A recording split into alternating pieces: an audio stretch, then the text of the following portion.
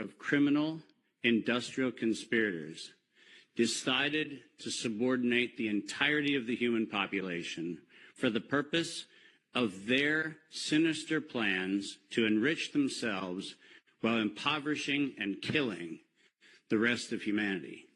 And I'm done being polite. We've long passed polite. When the words acceptable death rate become part of an industrial norm, we have lost the plot of humanity. And that's not my words.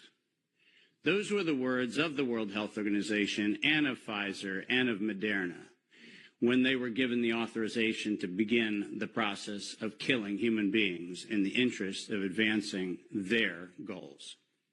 Next slide. And I'm also not going to sugarcoat this. This is a criminal cartel. We are acting as though there's some sort of redeemable quality somewhere in some esoteric layer that somehow or another the World Health Organization must have some salutatory benefit. Well, I'm going to tell you, since its formation in the 1940s, the World Health Organization has been nothing more than a criminal cartel that has a sole and singular intent.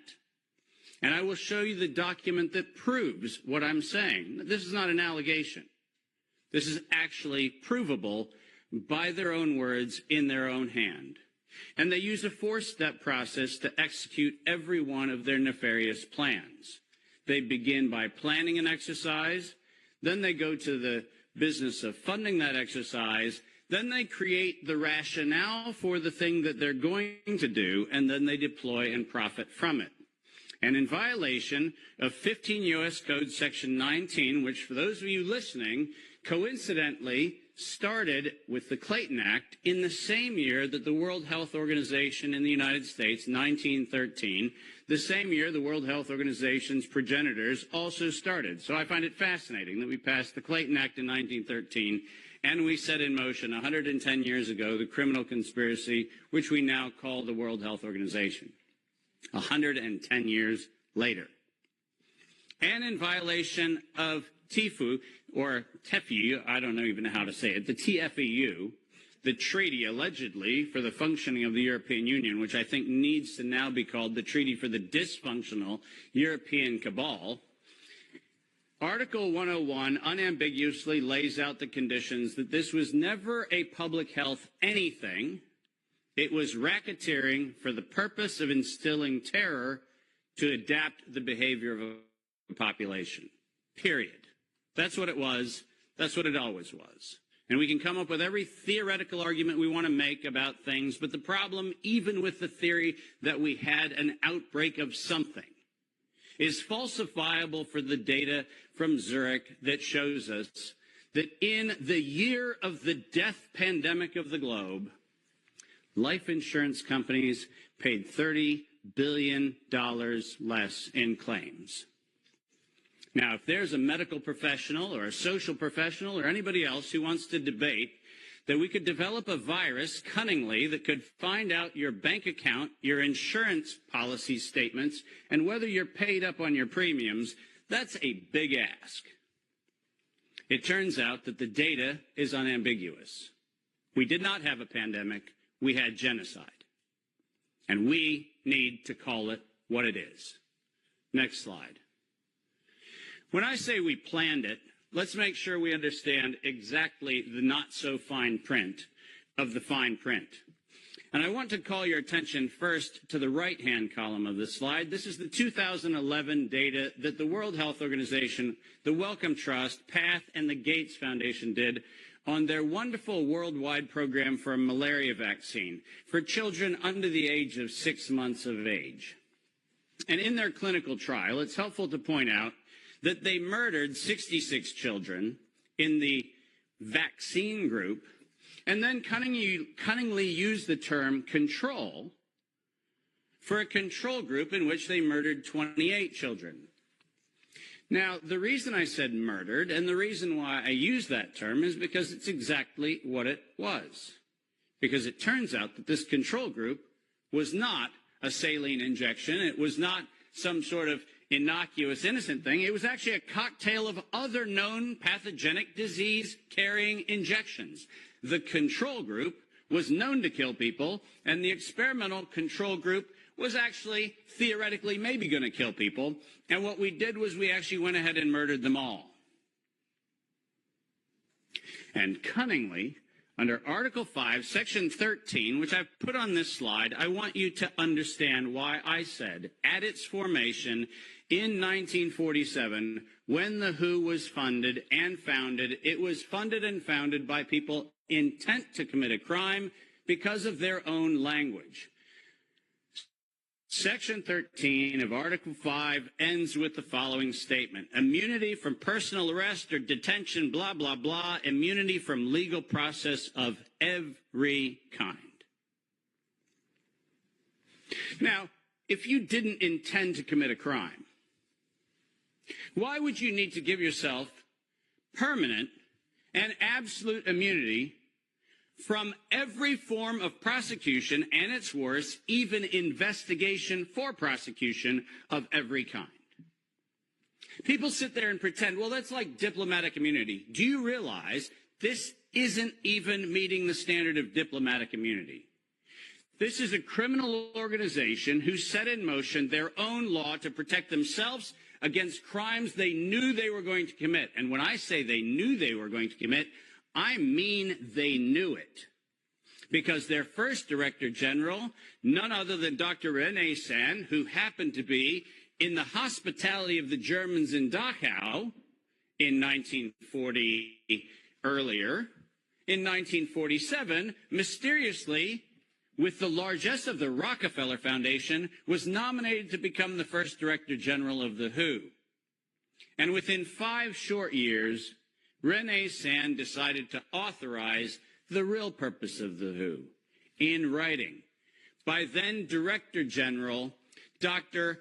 Brock Chisholm, who advocated for population control as its primary objective. Does that sound like public health to anyone in this room? This is not public health. This is the advancement of the same genocidal program that began with the Carnegie Foundation's funding of the eugenics office at Cold Spring Labs in the United States in 1913 under the philanthropy of Andrew Carnegie. People, stop fooling yourself. We debate the leaves on the tree of what we call this pandemic thing, but we're not going to the root. This was an organized crime, racketeering entity set up to give itself first absolute immunity and then execute its plans to make sure it controls who lives, who dies, and who gets any chance at life. And if you think that I am somehow inflating numbers, let me be unambiguous.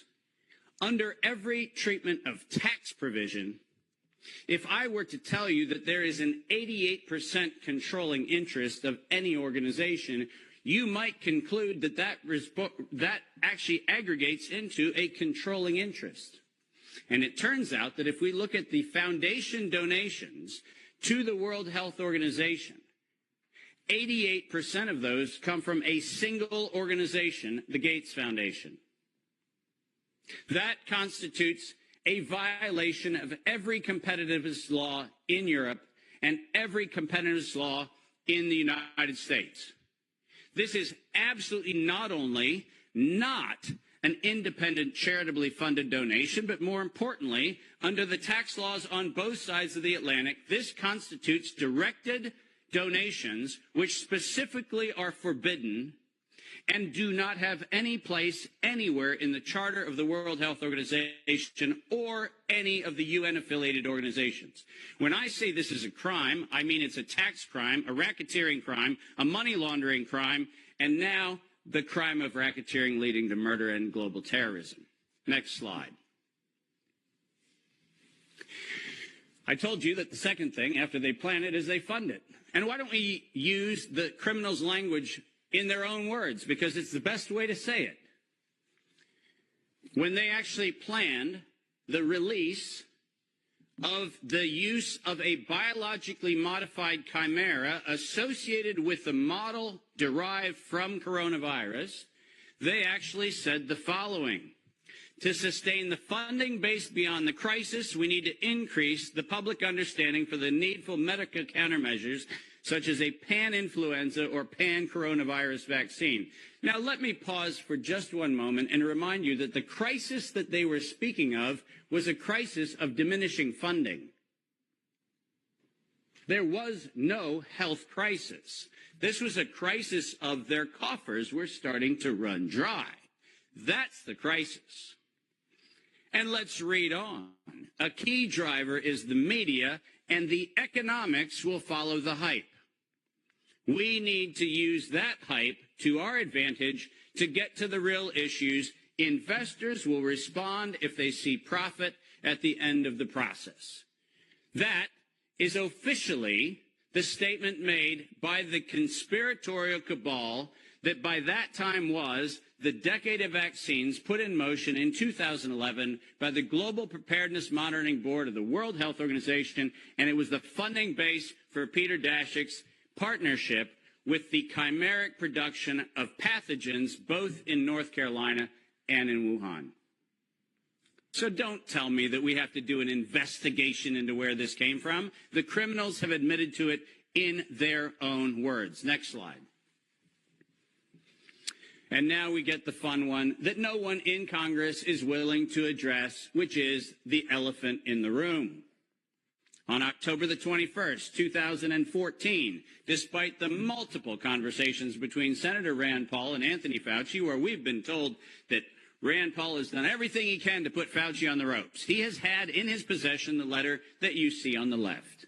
And it is the letter, conveniently on NIAID letterhead, sent to the University of North Carolina, Chapel Hill, which unambiguously states that during the gain-of-function moratorium, which, by the way, if we use the word moratorium, feels like that means you're supposed to stop. Why don't we go ahead and look at two pieces of this letter? First, the second bullet under Project One, which, by the way, was not part of the original grant.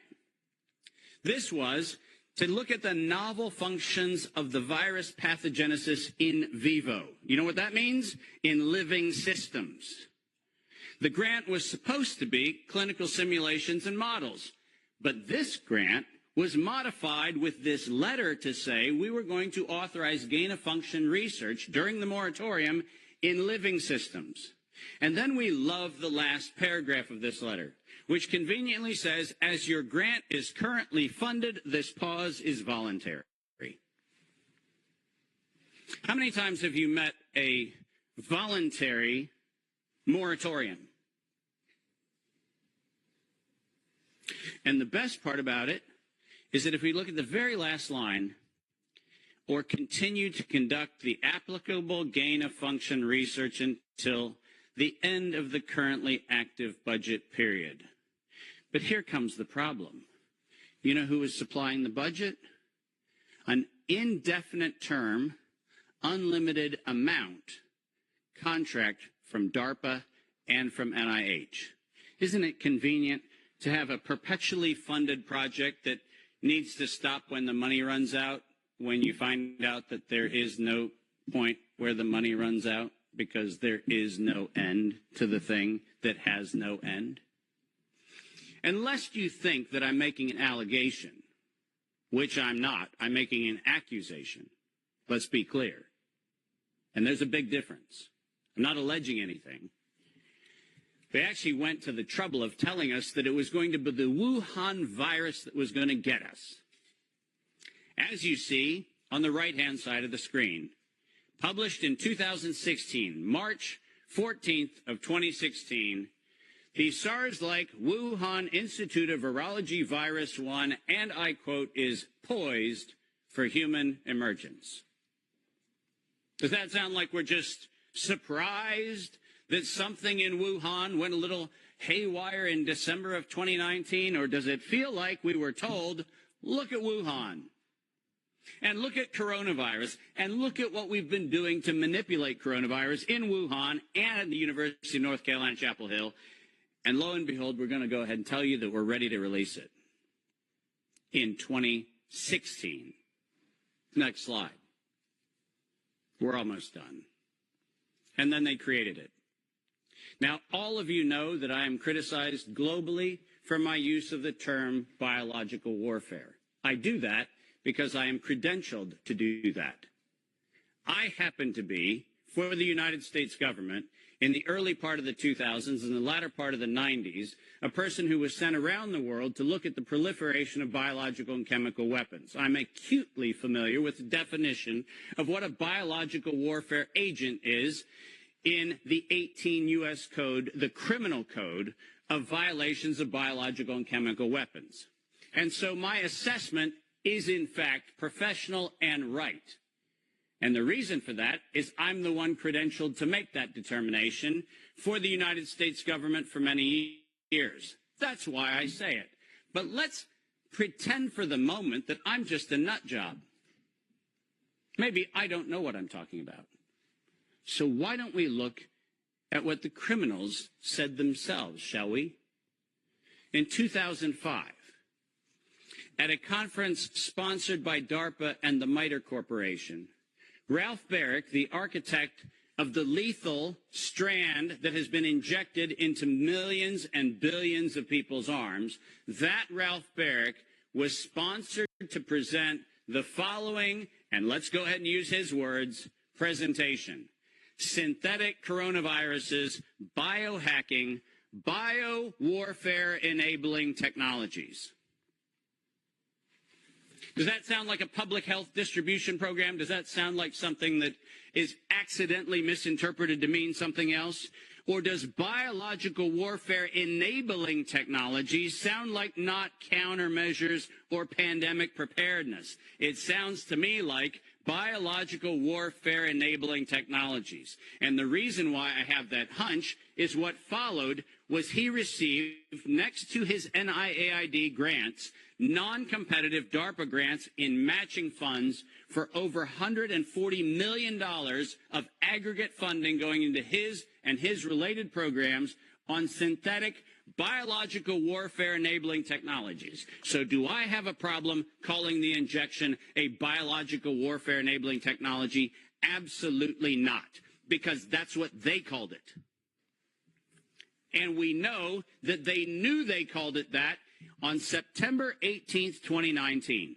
Because on September 18th, 2019, the racketeering, co-conspiring cabal of interlocking directorates, also known as the World Health Organization, said that they were going to conduct an experience for the world that was going to be a rapidly spreading pandemic due to a lethal respiratory pathogen. The lethality in that statement is the problem. They didn't say we're going to maybe get a little bit of sniffles going around. They said we were going to actually have the promulgation of a deadly agent. And the stated reason, in September 2020, the progress indicator is that the world would accept a universal vaccine. Not, we'll look at other options of treatment. Not, we'll have a look at what might be early intervention, as Dr. McCullough has so clearly advocated for in many, many, many instances. Not that. We stated on September 18th, 2019, we were intending to kill. And we were intending to kill to create the fear that would drive people to accept something that without coercion, no one would have accepted. And that's published by the criminal racketeers. Next slide, and there's only 2 to go if you're following. Deploy and profit from it. We were told investors will respond if they see profit at the end of the process, and lo and behold, guess what they saw? Profit at the end of the process. 2022, $100 billion for Pfizer of public funds. Moderna, after lying to the Congress in October of 2020 when they were asked to actually verify whether NIAID was promoting an injection that would enrich NIAID, where Anthony Fauci and the entire team at NIH said that they had no financial interest in their recommendation, they receive a back payment royalty of $400 million for the first payment of the royalty. $400 million. More than any Institute of Health has ever received in a single payment for a single invention in the history of American medical research. And lo and behold, what do we receive after that? A request from the World Health Organization to expand its budget by 11% to make sure that the people who profited from it donate to it. And guess what they just did? They laundered the money right back. That's what they did. Next, and now you get the final slide. This is not a public health crime. This is actually not a constitutional crime.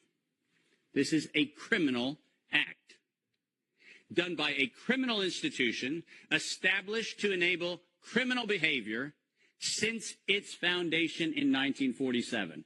That is what this is. And we should not be debating the merits of democracy or liberty or anything else, as irrational as that would be if we stood at a bank robbery and debated the merits of printing dollar bills. The problem is not the dollar bills. It's the bank robber. And the problem here is not health, and it's not public health, and it's not the suppression of information and the suppression of dissident views and the absolute unconscionable treatment of physicians around the world and academicians around the world who spoke out against this. That's not the crime. The crime is that we had criminal racketeers who conspired and developed a, quote, emergency. The same criminal racketeers planned, manufactured, and did all agency capture to make sure that you were told that you would use terms that they tell you to use. Vaccine, face mask, health, social distancing, none of which had ordinary use definition. So we just used them. Criminal racketeers price fixed with interlocking directorates where known competitors came together and fixed prices in direct collusion, in violation of both European Union standards and in violation of both the Sherman and the Clayton Act in the United States. These were crimes. It was organized crime, and we should treat it as such. Criminal racketeers publicly lied under oath. And this resulted in the death and destruction of liberty, and most importantly, the death and destruction of the integrity of well-meaning people who sit here today doing everything they can within their power to try to treat the calamities created by this catastrophe. I will not for a moment denigrate the multiple contributions of amazing academic and medical professionals who've tried desperately to step into the gap and stop the corrupt outcomes of these crimes. But I will, without doubt, say the following. Until we treat this as a criminal conspiracy of criminal racketeers resulting in global terrorism for the purpose of profiteering and murder, until we have that conversation, we're having the wrong conversation. Because we are not here to debate the merits of a modified agreement for a criminal racketeering organization. We are here to end the criminal organization itself. This is my call to every single person on this planet. Don't just limit the power of the WHO. Destroy the WHO. Thank you very much.